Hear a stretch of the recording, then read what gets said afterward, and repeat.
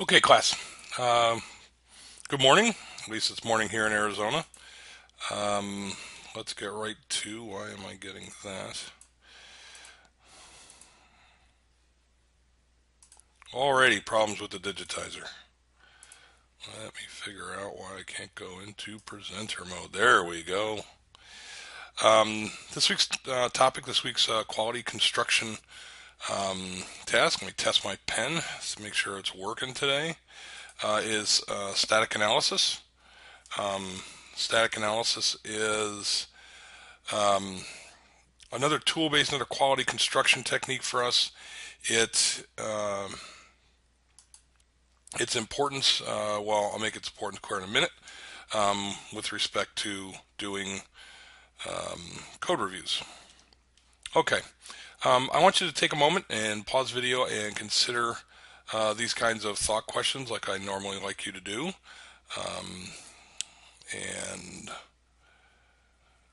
okay, you can tell I'm still messing around with the pen while I do this. Um, Apparently, I don't have the pen this week for whatever reason.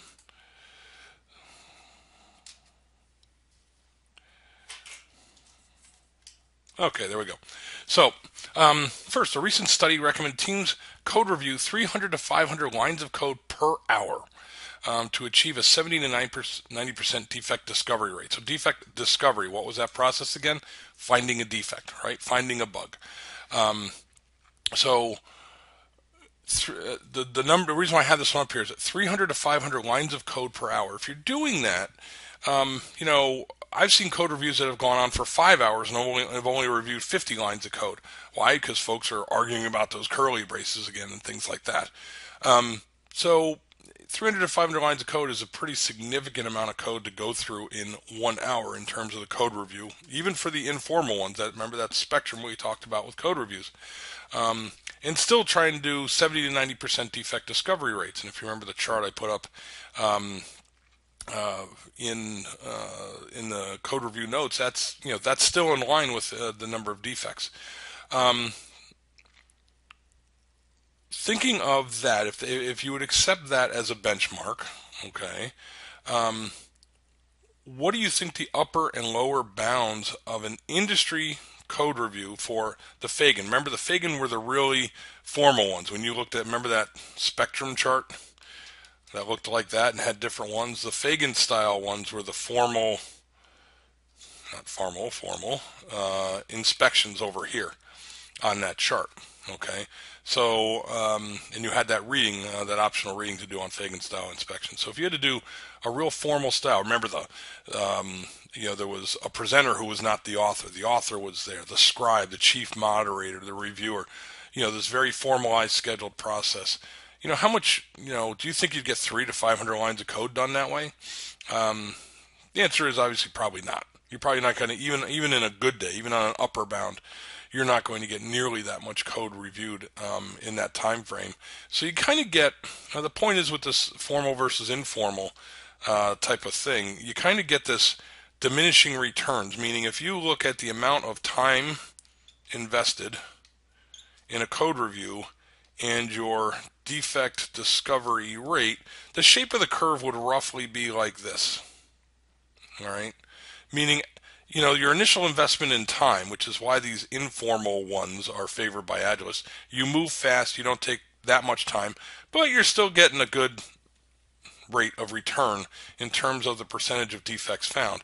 Now, yes, if you do more formal inspections, the more time you invest, this curve, it still goes up, but it doesn't go up at the same rate, right? The derivative on that curve isn't the same there. So, your delta from this many defects to this many defects might be your investment in being more formal. Now, again, there's no one answer to whether that's worth it or not. Whether that's worth it or not depends on the domain that you're developing software in. Safety critical system, mission critical system, that formal approach to code reviews is really needed. Okay, but however much time, out here, this time, it also equates to dollars, right? Formality is more people, more time invested in this process, as well as the kind of the indirect time based on that cost of delay, how long it's taking, and how much it's holding up your release of your software. Okay. Um, I'm having one of those great days with the digitizer. You can tell today. Let's see if I can erase this way because I'm in the way. I swear, sometimes with this thing, it just seems to randomly do different settings. Anyway, then finally, what it would take for your team to review all of your code. Think of your current project and all of your code. Are you really going to review every single line of code? And the answer is, of course, you're not. All right. So again, I'm very big on teams understanding where and what to review in the code. And that's the contributing factors is how long are you going to spend doing that, and what do you expect to get out of it in terms of that quality policy. Right? It's a trade-off decision, and I know that might be. I know teams might prefer, from a homework perspective, I tell you, go review this amount of code or go take this much time. But that's not what it's about. It's about you making a decision of what's the level of investment such that we're getting that return on the investment in time versus our trade-off in quality, right? This curve ties right back to what we've been talking about. I've used both diamonds and triangles to talk about that offset, where one of the things here is quality and one of the things here is time. Okay, that decision making I leave up to your teams. I want you to do something, but I want you to be able to explain what it is you're doing and why you're doing it and why that's appropriate for your project. Okay, so that's more on code reviews, but you're going to see how I tie code reviews into static analysis in a moment. Back to our unit testing diagram, we spent a lot of time over here, right, with unit testing. And at the time when I showed this diagram, I said, well, static techniques is kind of like static analysis, and I don't really consider testing, so we'll consider there. But some folks put static analysis under testing, static testing a unit without executing the unit code. Well, in a sense, we're going to do that. We're going to be looking at the code and doing some analysis on it. That's why it's called static analysis.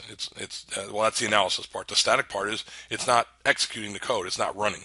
All right. So static means it's stationary in a sense.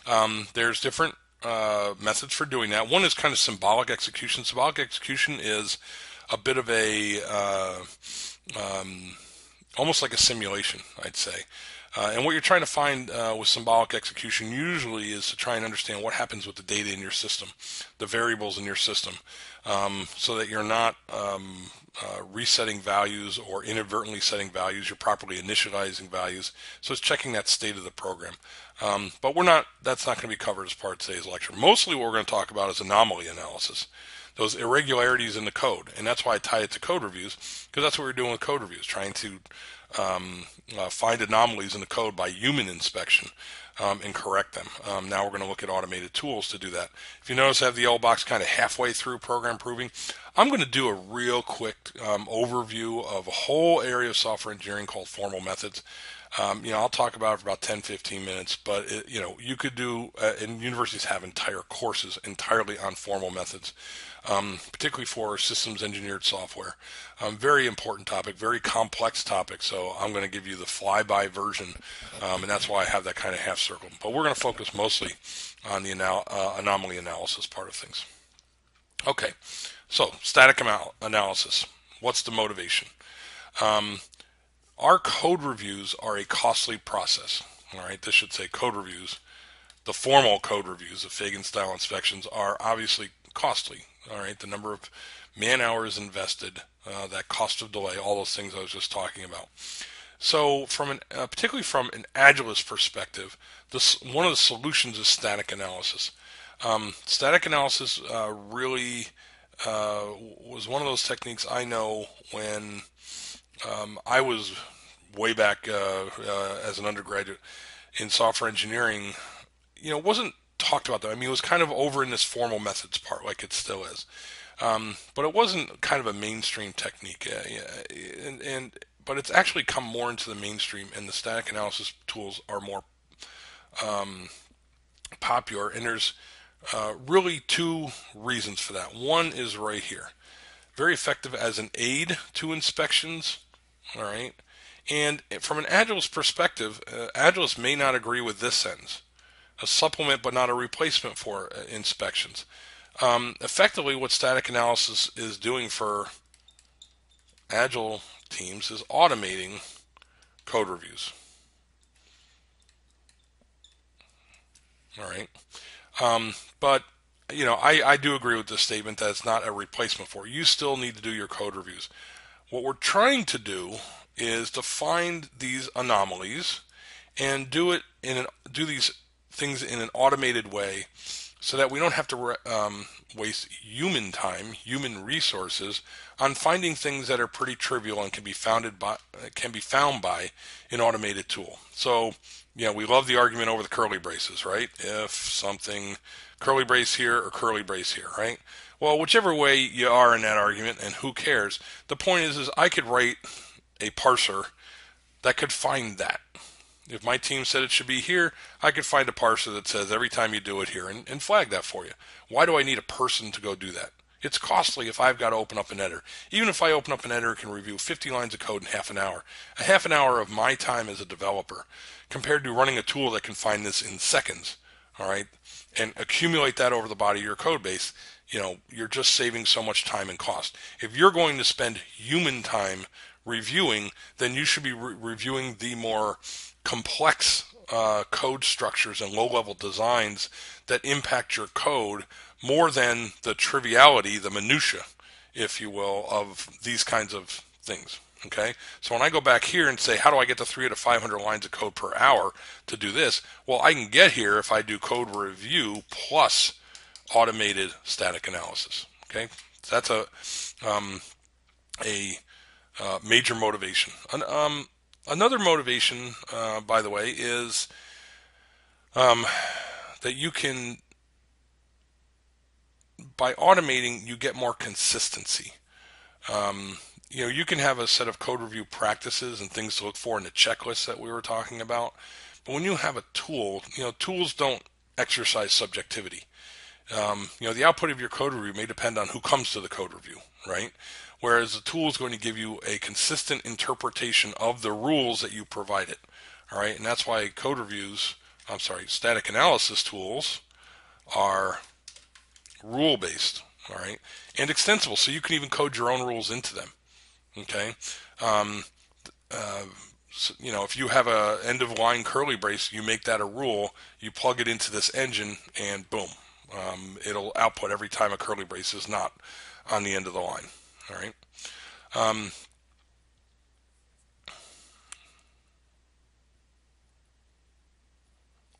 Let's see. I didn't. I'm not. I'm going to skip this part. That's what I'm staring at. We're going to talk about continuous integration in another topic this week, another video. So I don't want to get ahead of myself and talk about continuous integration process. But I guess think of continuous integration for now just being tied to this automation. All right, now I can write a script like an Ant script, or we'll see a continuous integration script, and integrate it into some automated reporting, so that all this stuff you leave your coding job and come back in the next morning and you get a nice report on what happened with the code and all the static analysis that was run on it. Okay, and that's what we'll do with continuous integration. So one of the benefits, and again, it's a very agile thing, is to think anything that can be automated. The more I can automate, the more I can make it an instrumented tool flavor of my process. Okay. Historical view of the static analysis stages. This actually comes out of your textbook. First is control flow analysis. Well, you guys did control flow already. Remember? This was white box testing. Remember those graphs? Okay. So you can do that, and part of the control flow analysis is essentially like our white box testing. Even our black box, because we're checking for loops, multiple exit or entry points. That was some of our boundary cases. Unreachable code, you would find that with white box testing. So control flow looks for that. A lot of compilers will do that now. And I guess I should say that as well. I kind of mentioned that static analysis was considered kind of over on the side as this formal methods thing. And for initially when it came out, it was fairly popular, but then it wasn't as popular anymore. The reason for that was there was a category of tools called linters. and they're still out there. All right. A linter would basically, really the motivation was the predominant language 25 years ago was C. Unix was becoming popular. Unix was written in C. The Kernighan and Ritchie Whitebook came out, and C was a very, very popular language. However, if you programmed in C, especially back in those days, and you looked at the compiler-generated error messages, you'd get a compiler message, and it very often didn't indicate what was really wrong with your code. You had to kind of go backwards and kind of hunt through your code to find out what actually caused the error messages. So you had very terse error messages, things that were difficult to find. So people wrote linters on Unix that would start outputting basically more informative compile time error messages. But then compilers got better, right? So if you are a C programmer, if you use something like, say, GCC, and I'm just using white space here to scribble, you can give it the warning all flag, -w all, and other flags as well. And all of a sudden you'll start generating all kinds of lint style output. I mention that because most compilers now, certainly a Java compiler, will actually find dead code in it. If you put unreachable code, Java will typically find that for you. Some of you will also notice in places in our project there is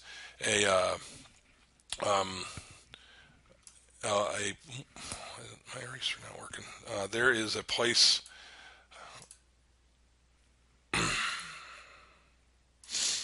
There is a place on the output of. Actually, it's in your lab, and it's also on the memoranda code where you'll see rerun Java C with -x lint to find deprecated or unsafe code. So the Java compiler actually has a flag to run its own built-in linter. All right. And by the way, it's called lint. What is lint, right? You ever open up your dryer, right? And you got your lint shield. You open up that thing, it's full of all the fuzzies that come out. It was kind of named because it detects crud in your code, low-level syntactic crud. So in any event, linters have been incorporated more and more into compilers. So some of this historic stuff, if you will, now compilers can do proper. Next one, data use analysis. All right, taking a lot of drinks of water today because I had the cold that was going around. Data use analysis detects uninitialized variables. Again, a compiler will find that nowadays usually. Variables written twice without an intervening assignment.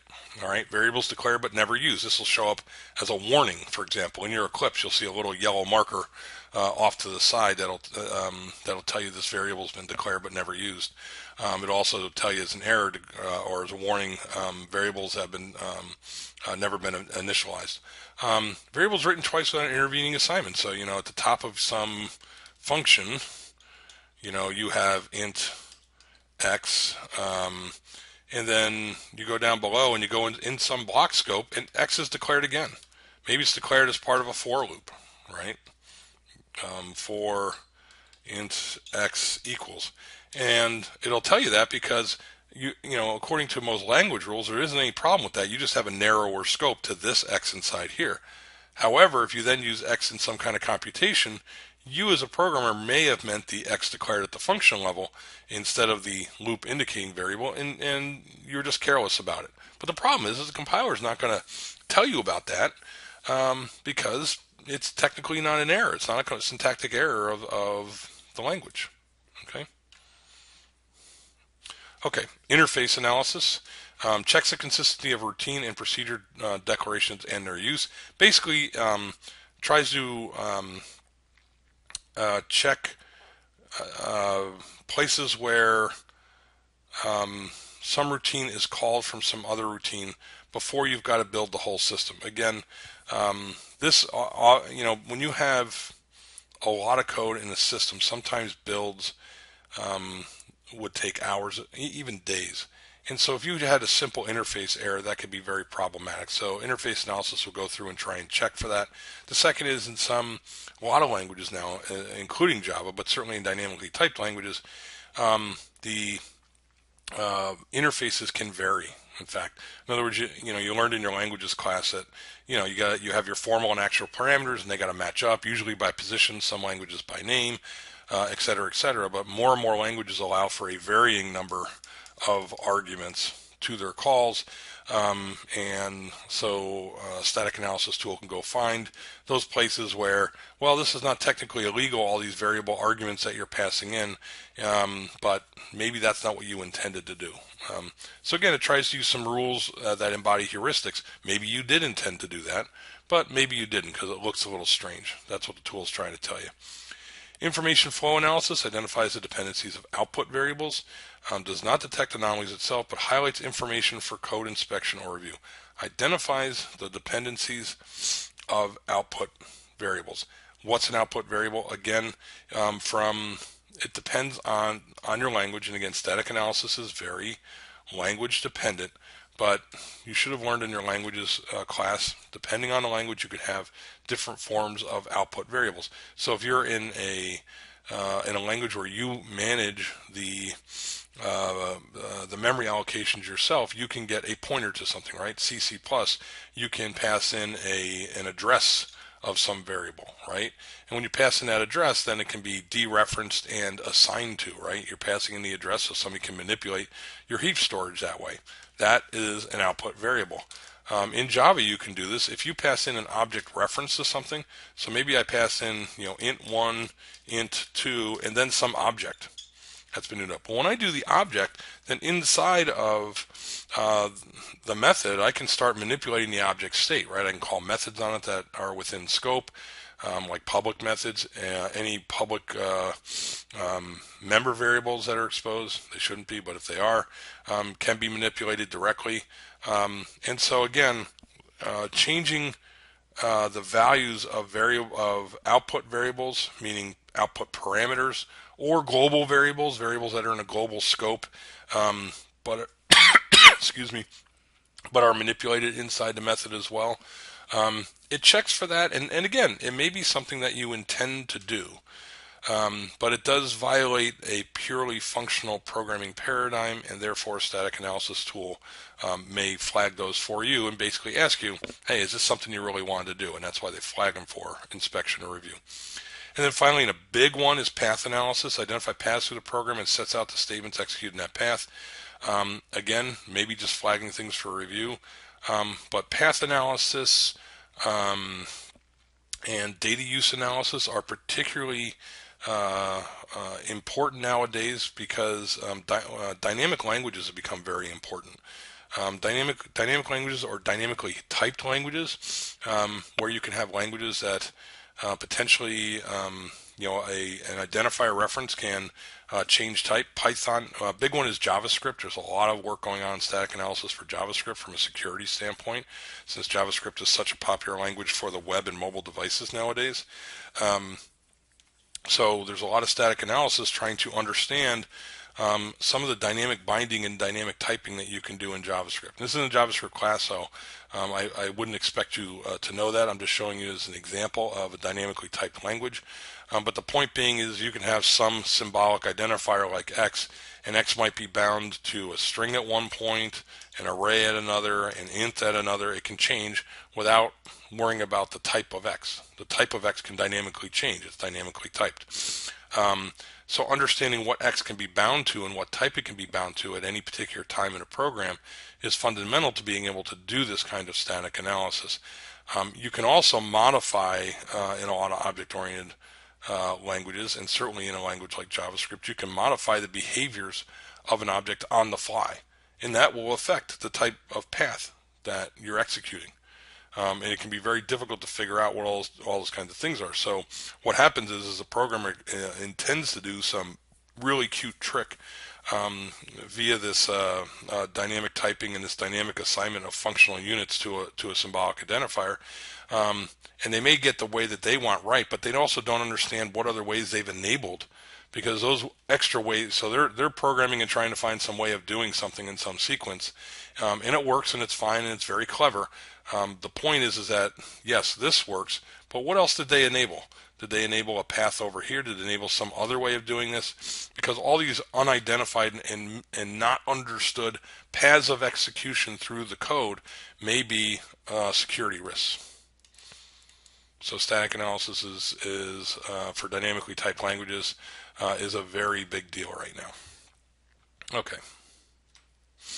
Levels of static analysis. This is straight out of your book. Characteristic error checking. Static Analyzer can check for patterns in the code that are characteristic of errors made by programmers using a particular language. So this is kind of the embodiment of the checklist, of the code review checklist, right? Again, we talked about that with your PSP. We talked about that with code reviews, that maybe there's a checklist you bring out of common errors that you individually make, or maybe that just the team as a whole, or the development organization as a whole seems to have a problem with particular types of errors. So we want to be aware of those. We want to bring that checklist in, make sure we covered them in the reviews. Well, we could also write custom code, extend our analyzer to check for those patterns and inspect those very carefully as well.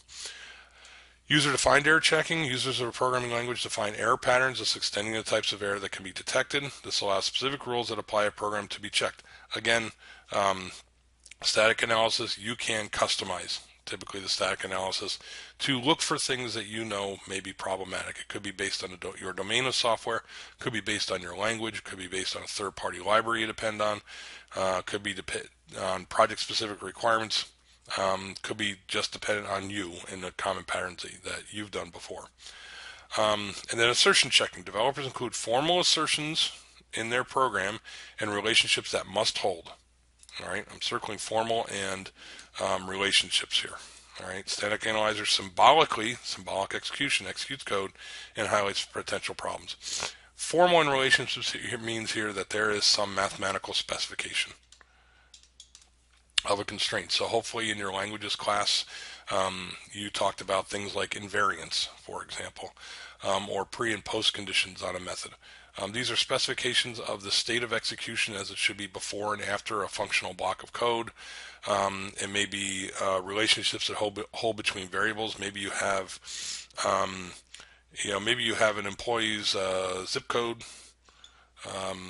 That's our zip code of our campus. And based on the zip code, there's another variable that defines tax rate.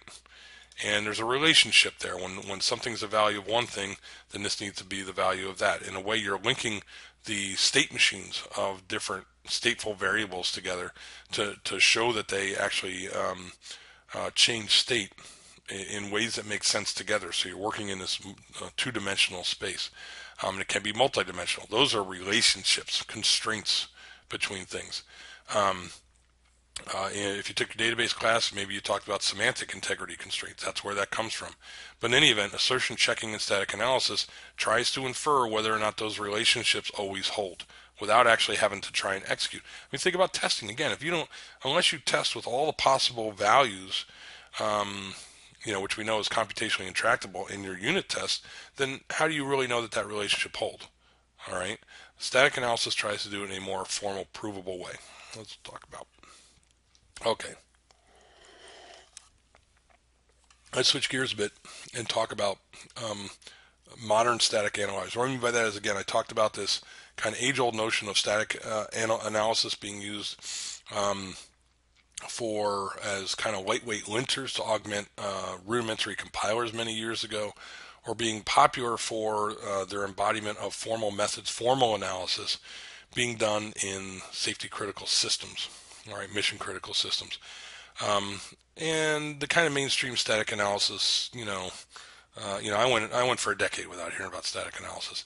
And then all of a sudden Agile picked up on it again. And they become a bit popular again. And again, why is that? Because now we can have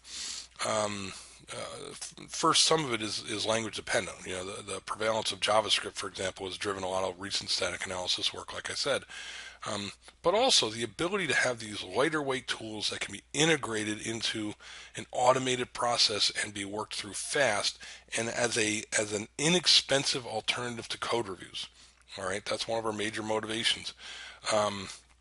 Means that all of a sudden static analysis has become almost a mandatory part of the toolbox for any agile development organization. There's different tools will look for different things. One tool I've used in the past is called PMD, so it's still out there on SourceForge, and it'll look for things like possible bugs. For example, an empty try-catch finally, or switch box. Right, legal syntactically, but you might say, well, there's nothing in the catch block or nothing in the finally block. You're not doing anything with the exception, or you have switch blocks that are completely empty. Nothing happens in that alternative. It'll compile in Java, but All right, that's probably not what you intended to do. Dead code. So we talked about a lot of compilers now, like a Java compiler, will automatically detect dead code within a method. But what about unused local variables? What about unused parameters that you pass in? What about private methods that are written on an object but nobody ever calls, right? If it's private, it can only be called within the scope of a class. And if nobody else is in the class is using it, why is it there? All right, get rid of it. Don't have code in there that nobody ever uses. Empty if while statements, just like switch statements. Overcomplicated expressions, unnecessary if statements, things that are redundant, for loops that could be while loops, things like this. So try again. Maybe that's what you intended. Maybe the if statement you think is necessary. Maybe you want to use the for loop instead of the while loop, and you have a specific reason for that. The static analyzer is working heuristically, right? Meaning it's making a best guess based on what it understands from its rules to be best practices for code. Suboptimal code, and those things about the language. Again, static analyzers are going to be very specific to the language that you're using. Right? Some of the rules are common across languages, but in general, it's got to parse in a language-specific way and look for things. So, for example, it may find wasteful string buffer usage. All right, why is that wasteful? You might say, if you actually take two strings like foo plus bar, if you write an expression like this, say string s equals, and you do that over and over to compile some, let's say, some kind of message string, this is actually inexpensive. It's very expensive, I should say, from a Java perspective, because this is a string, and the result is a string. And strings, by the way, are immutable. Every time you think you're changing a string, what you really do is creating a new string, and the old string has to be picked up by the garbage collector. So a string buffer actually lets you assemble a string in a separate buffer. Very Java specific thing. Again, PMD can pick up on that thing and recommend when a string buffer should be used. Duplicated code, all right? If you're cutting and pasting code, then one is you can cut and paste bugs, and second is you're going to decrease maintainability, right? If you basically replicated some code block, n times in code, because it was just easier to cut and paste rather than refactor it. We'll talk about refactoring out to a common helper method. Then what have you done? Well, now you've got to go around to all these blocks of code anytime there's a single bug found in the original block. All right, but maybe you did that and nobody, maybe somebody doesn't realize. Maybe a new developer came on, doesn't realize where it's replicated. I mean, how do you track that? The PMD as a static analyzer will actually look for cut and pasted blocks of code so you can optimally refactor it into a better structure so that you can maintain it. Security, I've already mentioned security, particularly in dynamic languages, trying to understand those paths. I just talked about that in the previous slide. And then style checking. Again, the curly braces, the amount of comments, indentation, all these kinds of things. A static analysis tool, in particular a style checker. Style checking is kind of the low-hanging fruit. But it's a tremendous time waste if you're having a human being doing that. A tool can usually find just about every stylistic rule that you want to impose on your code and ask somebody to say, hey, can you please rectify your code? We want to make it look like it was written by one developer. Here's an example of violations that would be found by PMD. This is an Eclipse window bottom frame where it'll actually find different levels of warnings, number of violations, give you a report, give you a density.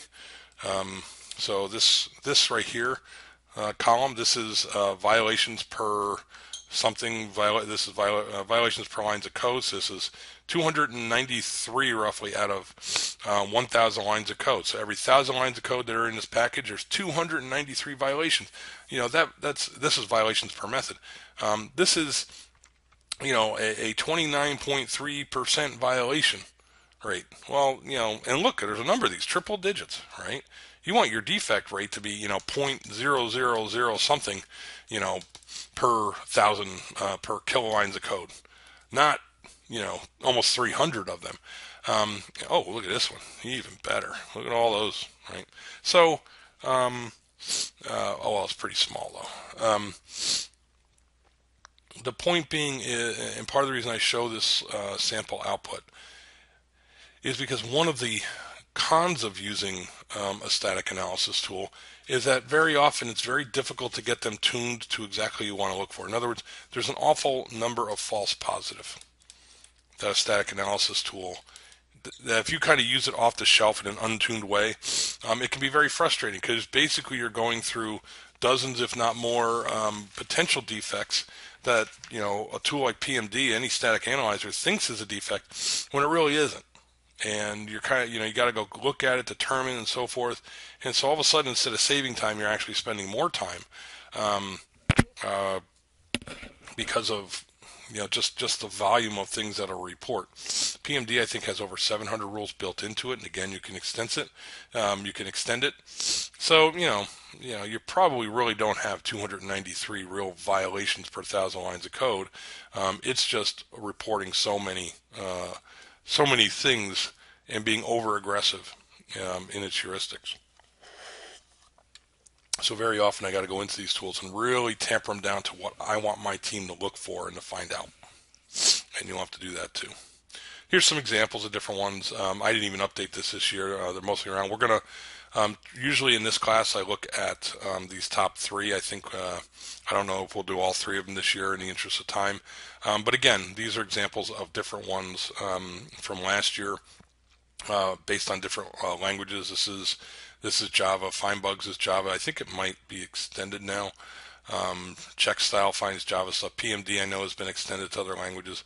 In JavaScript, there's JSLint, JSInt. There's actually more static analysis tools coming out all the time for JavaScript, and several that are going on in research, if you will. Some server-side ones, codeclimate.com, some things you can submit your code out to a server, and I'll find some things. We're going to use a continuous integration server that has some of that built in.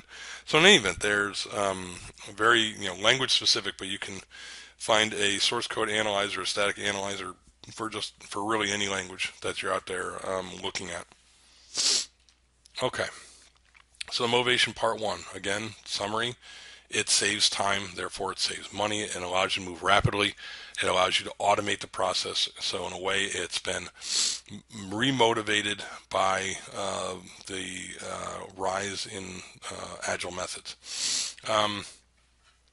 Static analysis motivation part two. One perspective on static analysis is that fills in the gap of weak compiler messages. So I kind of already talked about that with the C thing a few slides ago, right? But again, and I kind of already gave this away. What does that mean for dynamic languages or JavaScript, right? So really, the motivation is security holes. All right, motivation number two, just remember it's security. Static analysis big on that. It's big because dynamic languages have become more popular recently, and so the static analyzers look at dynamic code and try and understand all the different ways that the dynamically typed code can be interpreted at runtime. It looks at data analysis. It looks at flow analysis. It tries to find issues with missing resources, unbounded objects, even functions. I mean, dynamically typed languages normally allow you to kind of dynamically change functions, to dynamically bind functions to symbolic identifiers. So a lot of times it inhibits the human readability of the code to actually understand what it can and can't do. You kind of got to get used to it, if you know what I mean. Whereas in a statically typed language, more like a Java or something like that, there's much less of that variability. Or for you to work around the type system of the language actually takes a lot of work and is very awkward. If you've ever done Java reflection, for example, it's a very awkward and actually computationally expensive way to code in Java, so you don't really use it that often unless there's really some good reason for using it. But dynamic languages do this all the time. When I was a student, I did a lot of Lisp programming, and Lisp would treat everything was the same data structure. Everything was a Lisp. That's why it's called Lisp. It's Lisp processing. So all the data, all the code was all written in these parenthesized lists, and only at runtime would you know what part of a list was bound to what kind of structure or value, and that value itself could be what was called a lambda expression or a function. Again, dynamic typing. So doing the flow analysis, doing the data analysis, kind of understanding that the coverage, the control flow analysis we were talking about from our white box unit testing, so we can figure out what gets executed in what order, to understand kind of what the call stack could possibly will look like or could possibly So you're really trying to explore the state space of what could happen in your dynamically typed code, so you could explore whether or not you're going to have a security issue. All right. Okay.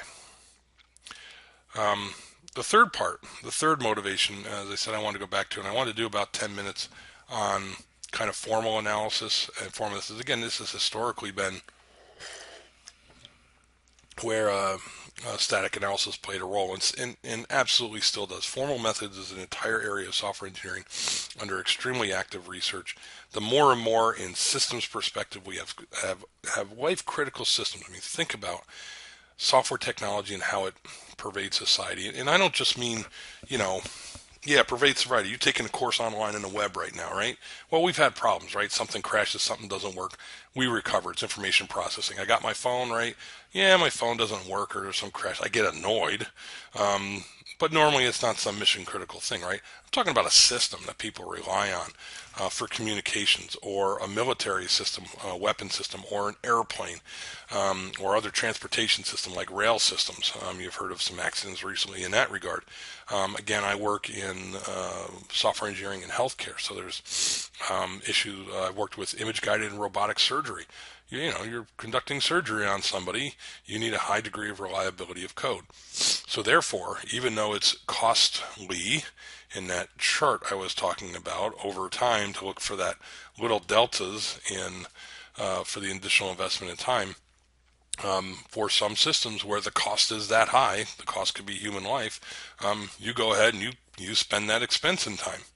Um, and from that perspective, the formal methods part is less about it's not the cost proposition anymore that we were talking about with agile methods.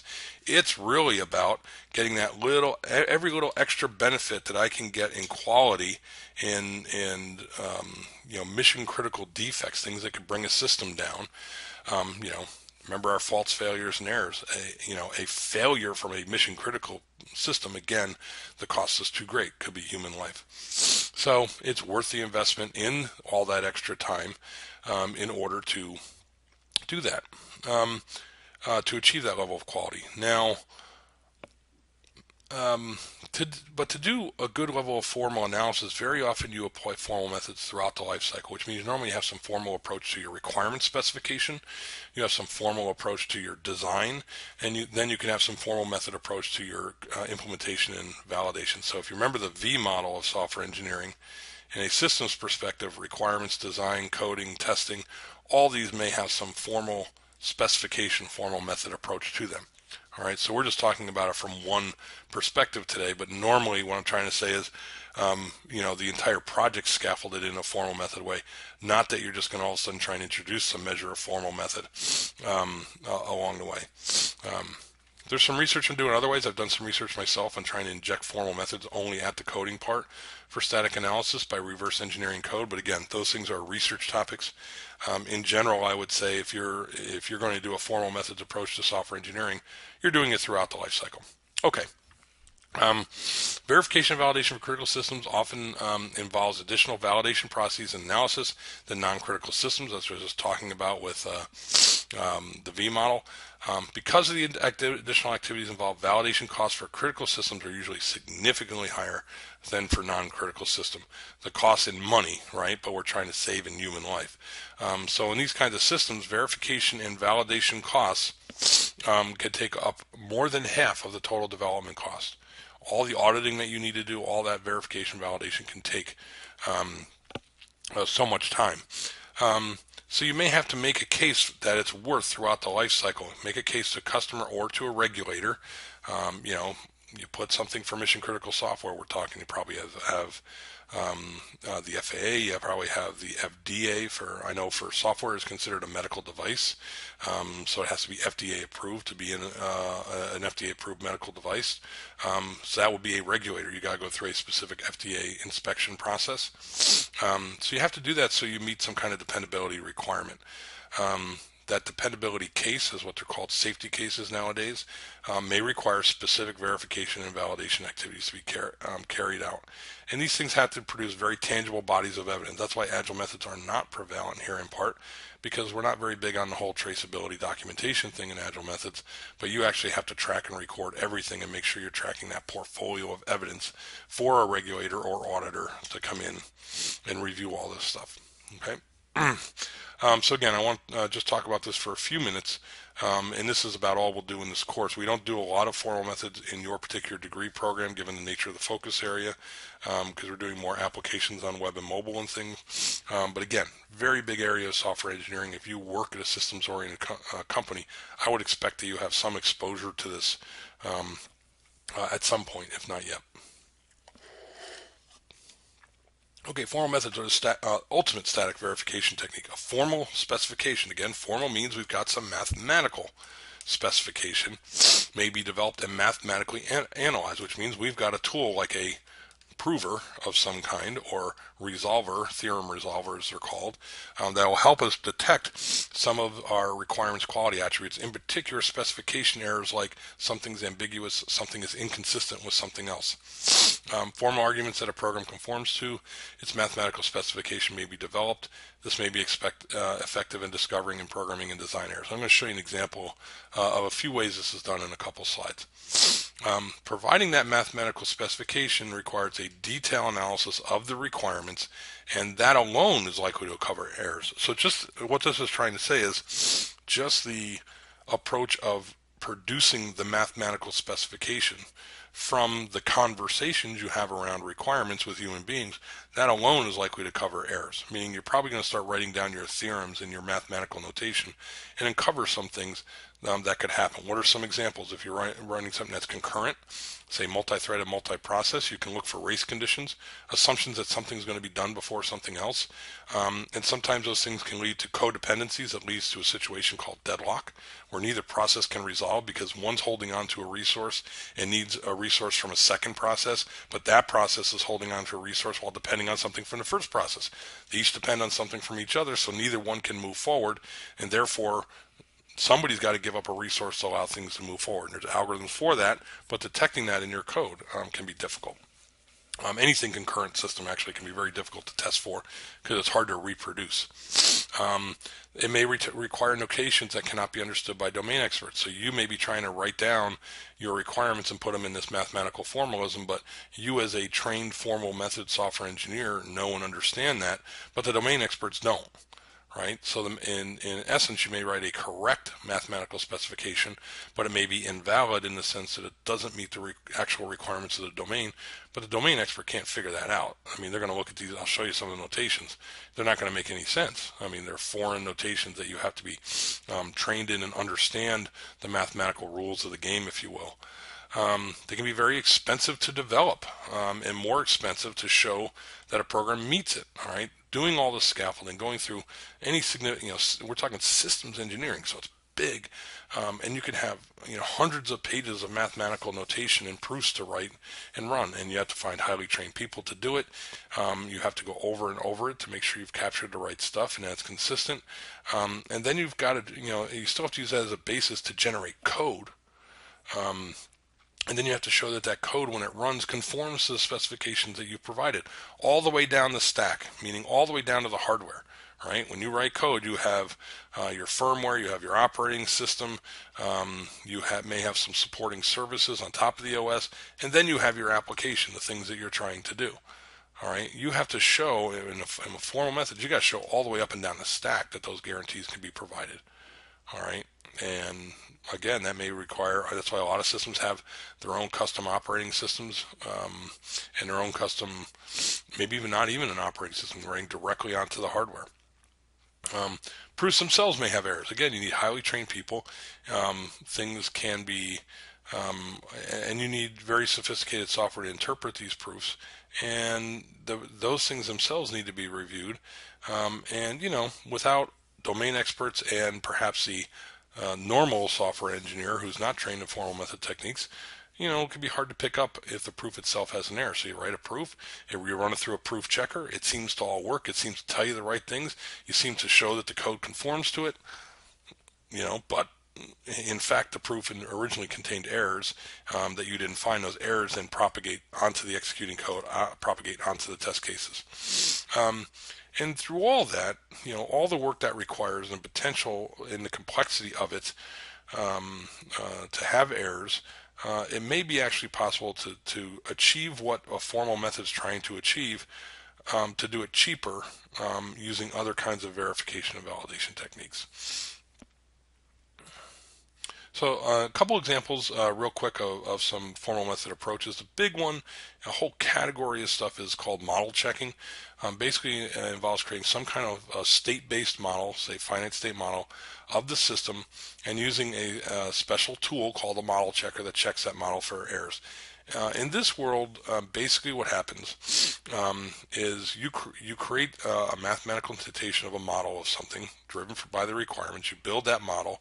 That model then is verified, and that model needs a model preserving transformation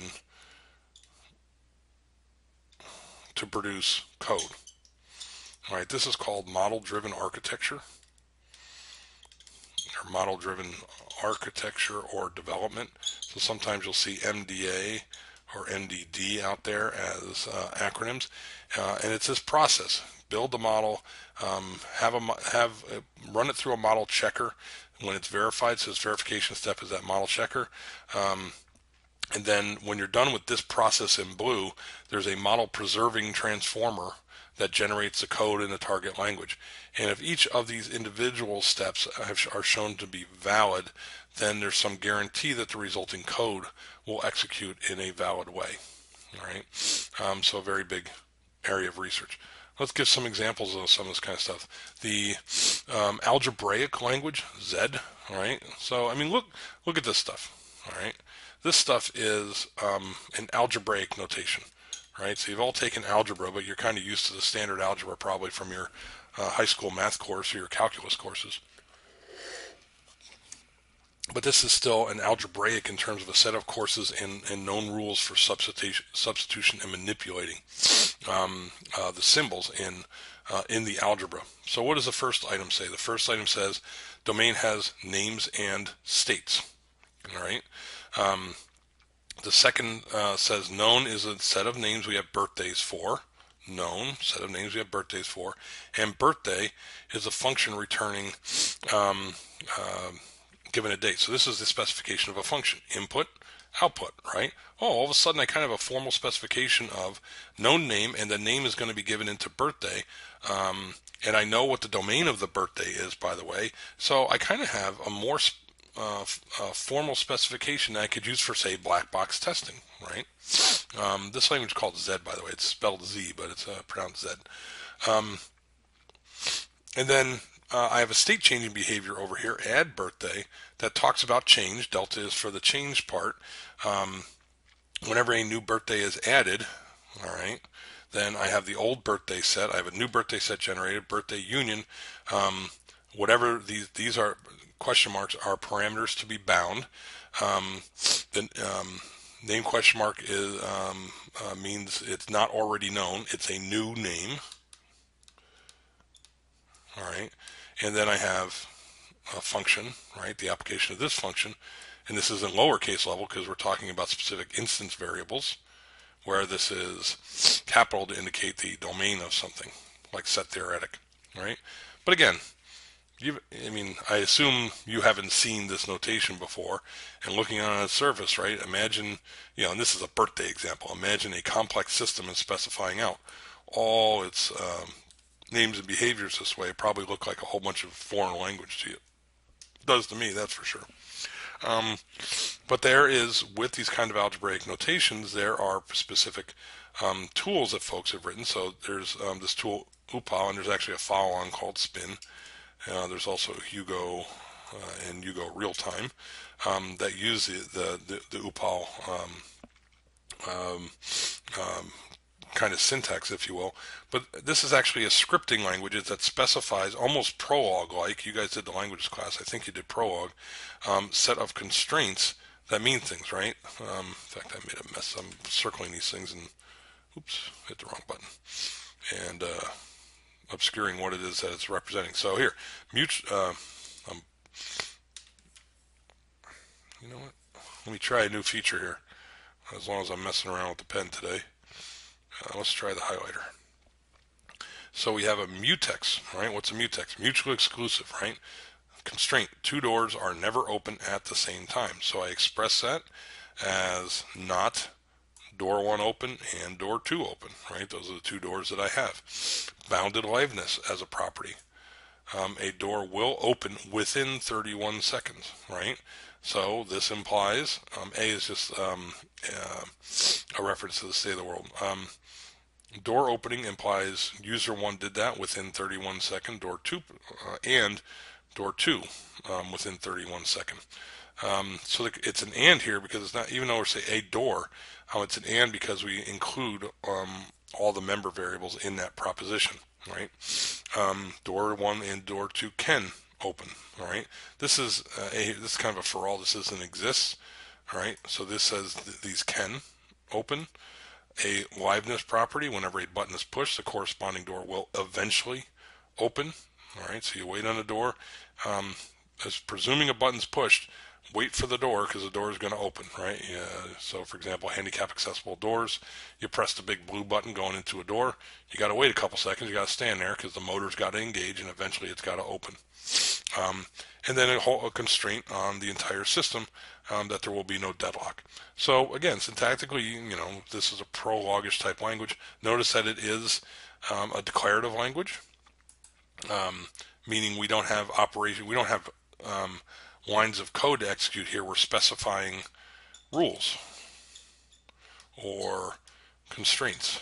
All right, that is a declarative language syntax, which is very common for these kinds of model checkers as well. So two different flavors, a declarative one and an algebraic one. Simple examples of formal specifications of things. Okay, another one, I showed you something similar to this in our image guide surgery project. There's a tool from McGee and Kramer about a decade ago on the Label Transition System Analyzer, LTSA. These kinds of, and I wanted to show this one just for, this is the concurrent programs, and it's a visualizer. So, and this probably isn't the best graph to show, but really what LTSA does is it shows you multiple graphs at a time, so that you can check those race conditions in your program. So you'd actually see multiple of these things executing at once, and you'd understand, if this is object 1 and this is object 2, you could see if there's some kind of race condition going on between a state here and a state here. What are all the, let's say you had those two objects, and the state of the system is the composition of these two graphs. So at any point, is it valid for object 1, state 2, and I guess I'll write and with my bad ampersands there, and object 2, state 1. And you would ask the question, is this valid? Right? That's what I'm saying is going on. I'm in this state here, and maybe I'm in this state here. Right? And you can ask, is this valid? And you could specify, again, these kind of rule-based constraints like we do down here in UPAL, and say, well, no, this is not valid. I don't ever want that to happen. And then you can visually pick that up, or you can specify execution rules that would basically detect whether that can ever happen. And you can also try and detect under what situations. You can do different, a lot of simulation-based modeling as well as formal analysis. There's a very well-known concurrent programming textbook that McGee and Kramer used, and LTSA is used as a teaching tool within that. Again, not that's 10 minutes, 15 minutes on formal methods. It is not something that I'm going to talk about really anymore. It's something to talk a little bit about in your requirements class, but we don't really have a dedicated formal methods class like we do.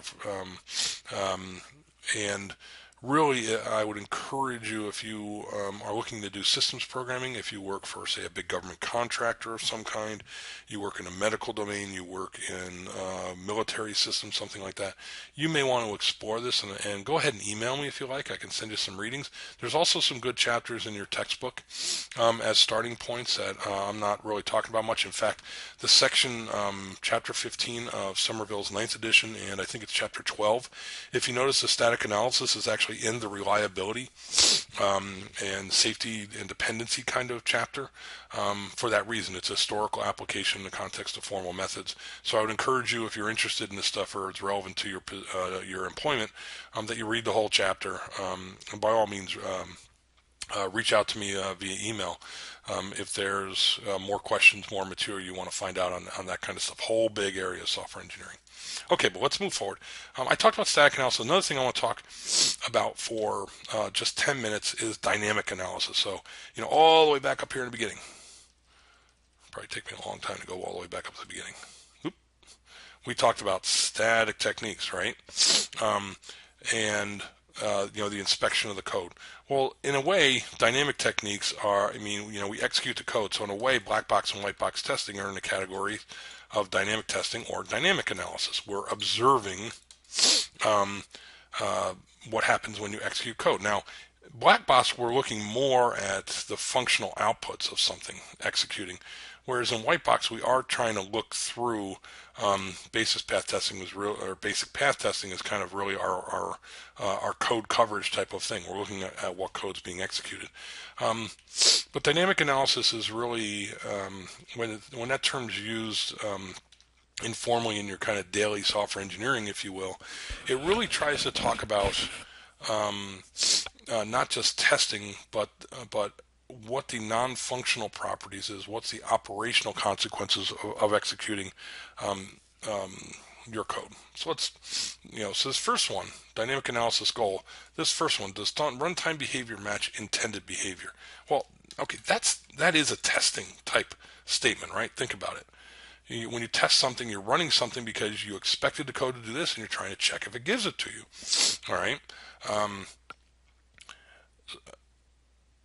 Did you observe that you expected to observe? However, in the IEEE Standard 610 for reliability, this definition, the ability of a system or component to perform its required functions, okay, still sounds like testing, right? But understated conditions for a period of time. So implications of maybe degradation over time when something's executed. For example, I gave you we talked about the example of the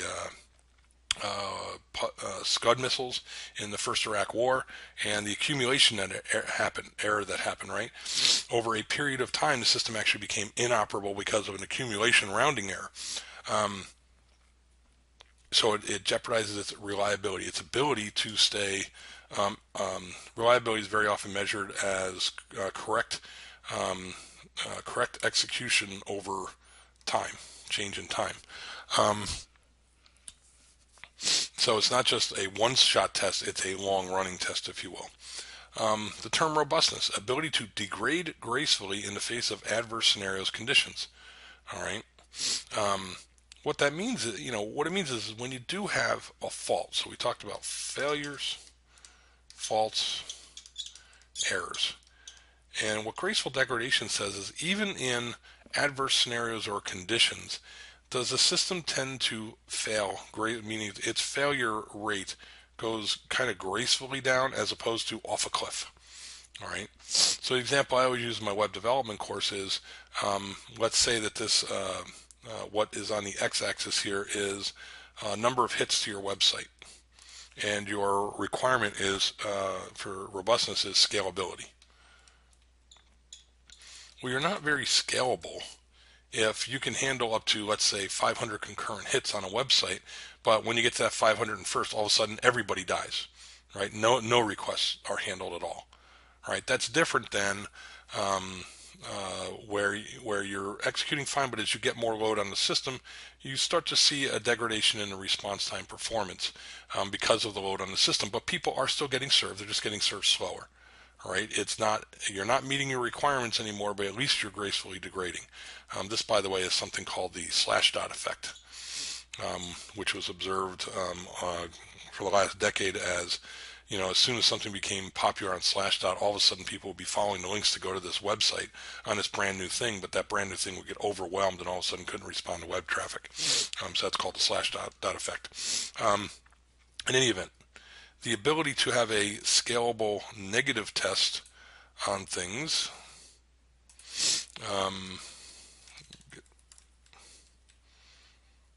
Let me start again. I got distracted by erasing.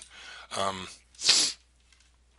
Often the converse is not asked, does the system not behave in a manner that is unintended? I mean, so, we tend to want to think in always the happy day case, right? And it's nice in testing to be paranoid. So we can think of our happy day case in our use cases, the way we expect the system to execute, and then we can start saying, okay, graceful degradation in places where we're not happy, are we at least still executing in some functional way and meeting our service requirements, which is different than saying over here, there's a bunch of ways that I don't ever want to execute at. The system's in an unsafe state. The system's giving the wrong values when we're operating in some mission critical way. Even if I can't always guarantee what the correct behavior looks like and that it degrades it gracefully, can I provide some guarantees that I can never get into this state that's really bad? All right, that will have some really unfortunate consequences. So it's taking that question and kind of flipping it around. All right, and when you do that, you start thinking in terms of negative testing. All right, and there's a whole area again, very much tied to formal methods of what's called hazard analysis, um, and what's called when we talk about our failures, faults, and errors, what's called fault tree analysis. Fault tree analysis, and again, things. If you're a software systems engineer, I encourage you to look at those areas in your textbook and read about these kinds of techniques. All right. So again, the reliability and robustness are kind of cast as testing activities, but special kinds of testing activities. Negative testing, long-running tests, scalable tests, too much load in the system. Basically, looking to test things in the face of adverse scenarios or conditions, not normal use. And that's why you do those things. And dynamic analysis is used in part with these tests because normally what you're doing, let me get back to more about the dynamic analysis and less about the testing part. Let me clean this up. The button that would allow me to erase the whole slide isn't working today, and I have no idea why, so that's why I'm erasing this way.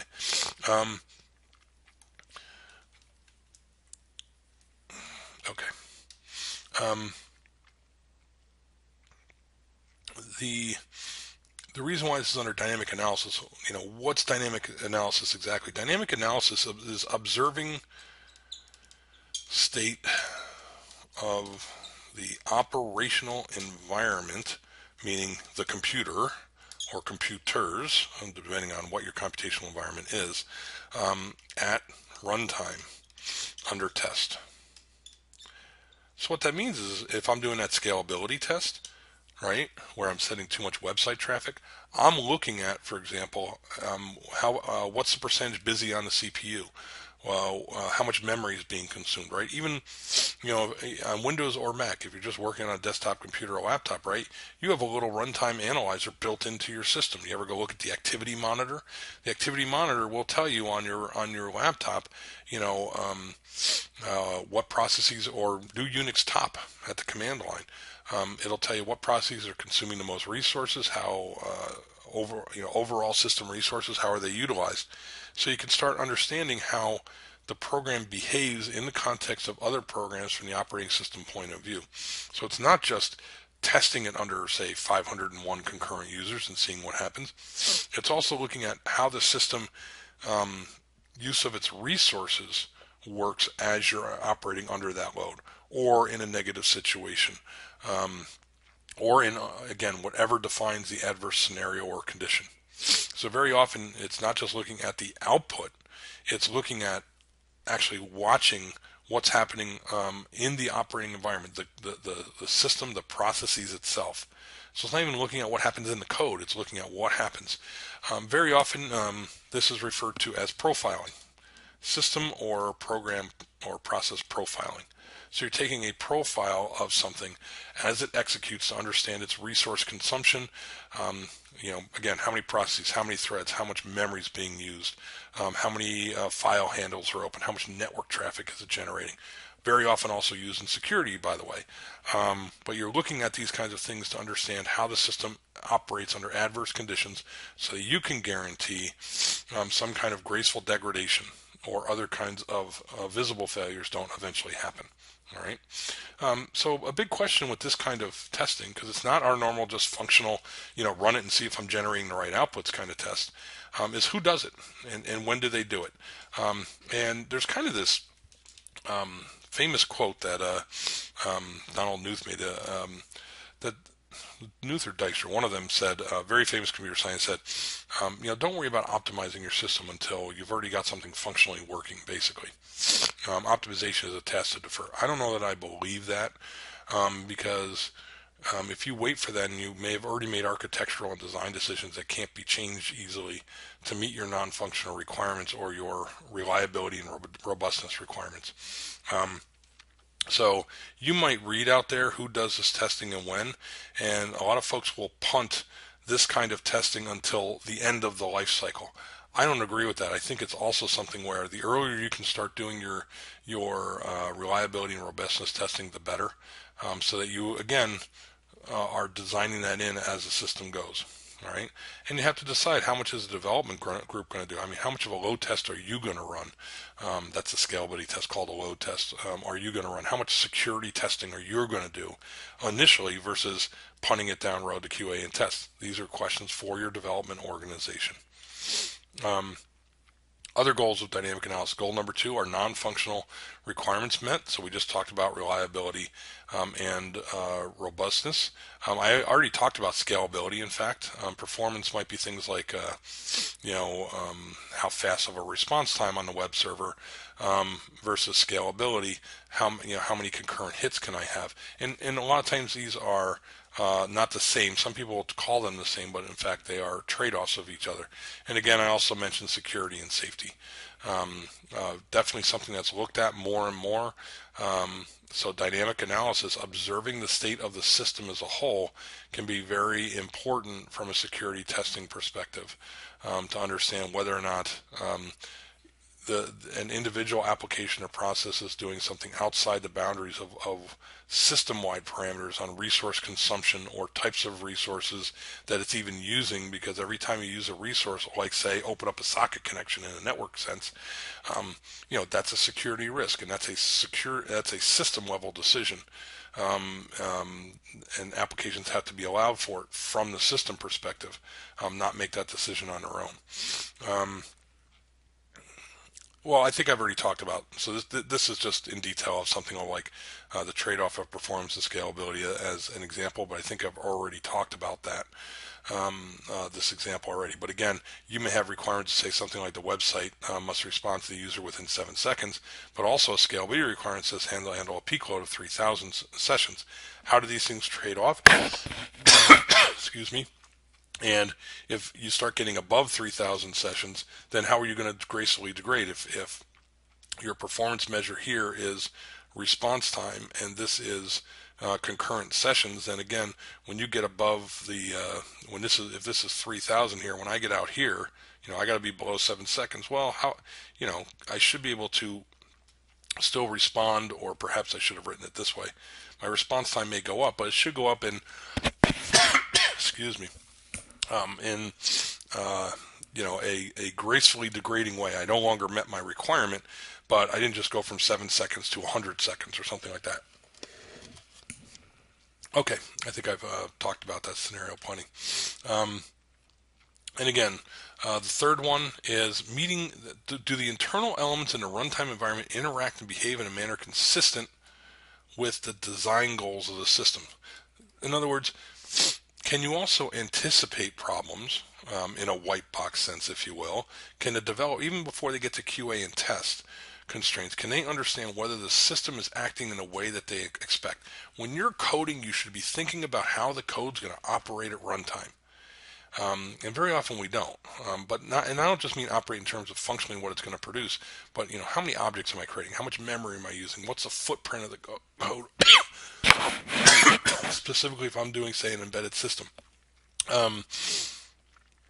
So you may have some developer expectations when the code's running, but until you go run your code and run it through a profiler, then you're not validating those assumptions. So you may say everything's functionally correct, but if you're functionally, let's say you wrote a single feature in Java, you could be functionally correct, but what if you're using 20 meg of heap space just to make that happen? All right, then it's really not high quality code. All right, you didn't need it for something that simple. Somebody could probably write it and use 20K of memory. All right. So that measure of quality, you're only going to know if you're watching what happens at runtime during development. Um, Java actually has some built-in tools for that already. I'm trying to think if I've already got some on there. Actually, let's go to the next slide already. There are some built-in tools. So, for example, in Java, you can bring up JConsole, the hprof tool. You can get a thread dump, vmstat, and top. These are Unix system level stuff. Um, but again, I also talked about your activity monitors that you have built in to your operating system, assuming that you are a Mac or Windows person. Um, there's also plugins that you can use for Eclipse, where you can monitor things as well. Um, so using these kinds of tools, there's also some commercial tools out there, particularly that you can get. There's a lot of commercial versions of these. Some of them you can get free trials for. So there's one called JProfiler that you used to be able to get um, for like a 1 or 2 month freebie for a while. Valgrind is one commonly used in C runtime environments, C++. Purify was a long time a memory leak detection. That's, observing object graphs and memory access violations or resource leaks was important. Again, if you're a C programmer, C++, you know what I'm talking about. If you've always been kind of doing Python or Java, you may not realize that because you haven't been dealing with memory management yourself. But these things help you determine resource leaks. Another runtime problem. You're executing your code and you made a connection to a database, let's say, but you don't clean up those resources. Those resources are allocated at the system level by the operating system, and you were careless as an application programmer and you didn't release them. So you have heap space out there, a database connection, a file handle, and these things are left open. All right. Well, your code executes merrily on and functionally works and everything. So you think it passed all your unit tests, but over time, all those resource leaks are going to accumulate, drag down the operating system, potentially drag down your application, and maybe the next time you're not able to allocate memory, you're not able to talk to the database, you're not able to open and manipulate a file because all those resources have already been consumed. Or leaked in previous executions of your program, and there's no more resources for the operating system to allocate. I've seen that happen a lot in my web development days. Um, so I'm kind of going backwards to this. Having your own development level tool to monitor performance and check for those things, having that kind of profiler to look at resource allocations, in particular. Resource is the key one here. Good instrumentation, meaning are you logging? Are you logging throughout your application? Can you conditionally turn on logging when you're in a debug mode? So for example, I do a lot of Android development with my research projects. Are we looking at Logcat all the time? Are we enabling things on it? Are we turning on different log levels? That's why if you look at a logging toolkit, so for example, in your project, you could look at the library log4j. I haven't even looked at memoranda to know exactly if it has anything for logging already. But you could look at a toolkit like log4j. Log4j will have different levels um, of logging. It dynamically instruments the bytecode to turn on and off. It can be very verbose and tell you about everything. Obviously, the more it tells you about, the more it's going to slow down the system. Or you could tell it to tell you the least amount of stuff. Set the log level to very low, and it optimizes your code to run faster, which you probably want to do when you actually deploy it out to customers. Just about everything does this. If you're an app developer again, or you see this if you use Visual Studio, very often you see the notion of a debug build and a release build. And that'll even tell, very often when you look at debug and release builds in your tooling, what that tells you is it's going to tell the compiler something. In this case, it tells the compiler to put more information in the compile, in the object code. Instrument my symbols that I'm manipulating and so forth, so I can do better static analysis and understand what's going on as it goes. But then I want to take all that stuff out, so I run on a smaller memory consumption, smaller memory footprint when I'm optimized post-release, because I'm assuming I'm already at the particular quality level I need to be at. So that's why you have debug and release, and that's why typically your IDE is going to enable debug mode automatically, and you actually have to explicitly go to release mode as an indication that you've done all that debugging and you're all set to go. And then finally going through in reverse order still, just having a good debugger, stepping through the code line by line, which is really going back to kind of a white box approach, going through line by line and making sure that something is executing in the way that you expect it is a very useful thing. Even if you don't have a defect, if you have a very complex piece of code, execute it the first few times in the debugger, trace through, put watches and breakpoints in, watches on the variables, and make sure it's executing in the way that you expect. Maybe you have a loop invariant, maybe a pre and post condition, and instead of a formal tool, instead you're going to observe several executions to make sure the state of these things is exactly what you as a low-level developer expected before you release that out to your source code control. And finally, the last one down here at the bottom, rapid deployment process. The ability to be able to, I talked about this with Ant, the automated build, automated deployment, being able to get it out to a development environment. So it's kind of called dev test often, or dev staging. So just the development team can kind of look at it together for all your quality activities, but certainly for dynamic profiling activities. And actually, I think I mentioned on do I mention on the next slide? Having something that is as close to the actual production environment as possible. So if I can get whatever it is, if I'm building a mobile app, I have the actual, we have a tablet for each one that we do. I actually run it on there, and I run it with dynamic profiling on to understand exactly the behavior in that operational environment. My ability to be able to do that quickly out of my development laptop and my emulators and my unit tests into something that mimics as close as possible the hardware and resources of the production environment, and to look at that before I release it over to QA certainly helps with dynamic analysis. Okay, summary on static and dynamics analysis. Using software tools to critically and carefully examine the properties and potential issues in a software system. So static analysis is analysis at the source code level. Became popular as you had these weakly typed languages with, compiler messages that were cryptic and hard to detect, as well as not being as aggressive in finding all possible potential issues down the road. Strongly typed languages tend to find more errors during compilation, so by converse, dynamically typed do not, and so static analysis can help explore the potential execution paths of dynamically typed languages. The modern perspective, again, one of our major motivations, the reason why I emphasize static analysis in this course, and to me a big reason why they become popular again as a category of tools, is that they are a better and more productive replacement for costly code reviews. Excuse me. You can tell I'm just about done with this lecture. Better in the sense that they execute consistently, so we don't have that subjective human review. And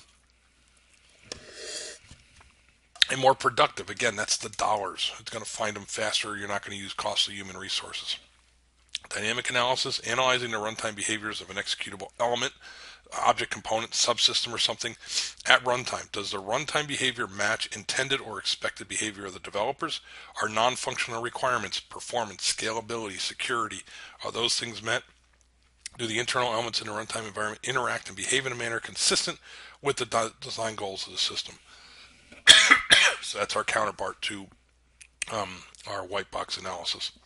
So finally, last slide, analysis guidelines. First, I do recommend that you do static and dynamic analysis throughout the life cycle. Where I'm considering analysis in the broad interpretation of the term, you're observing, measuring, and judging.